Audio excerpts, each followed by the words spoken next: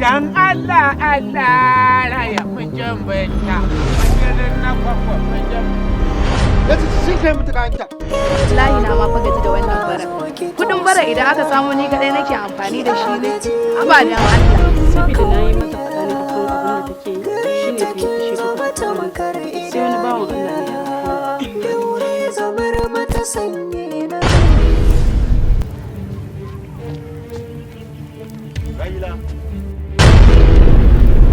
Aba malam, lafiya kake ta kallon mu? Sai ka ci wanda bai taba ganin mutane ba. Gaba ɗaya ba ajin ka bace yarinyar nan. Ya kamata a ce ka tsaya ka nazu ka duba ka san abin da za ka yi. Amma yarinyar gaba ɗaya ba ajin ka bace Yasir. ina aikan da na yi miki? Da. Kin ga shashancin naki? Ai na manta. Ai dole. To gara ka haƙa rami ka binne ni da raina tun ban mutu ba.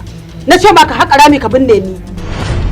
Kai kenan na mallaka kai nake da kai nake alfahari nake fatan ka zama jigon ƙarasa rayuwata shine kake nema ka kinkimo mu fitina ka kawo min cikin gida?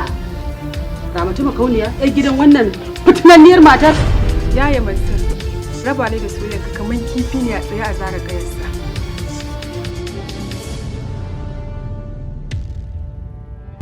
Wallahi naira 100 zan baki. Zuwa zan yi abin nan kin ga dan bedin nan na ni. Yanzu nan minti 30. Kin san abin ba ana yi wani abu bane mai wani auki. Gaskiya umma ba zai yi ba akwai sake.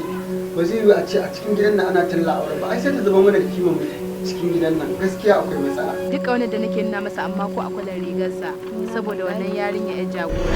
Sani shi so wani abu ne da Allah yake jarabtar mutane biyu da shi wato mace da namiji. Raina. Mara mutuncin yarinya kawai in hallaka ki ma'u. Haba Rahila, da girman ki da komai, ke da ya gamata a ce kin tsaya kai da fata kin samu mana farin ciki a cikin gidan nan. Amma ke da kanki kike jawo mana bakin ciki. Ya kamata ki nutsu, ki daina abin da kike yi. To gidana zaki sai aka yi. Ki zo ta ɓaramin da garin tuwo akan awara naira 50. Ki dakata ki saurare ni ki ji in gaya miki abin da zan ki ji abin da zan gaya miki.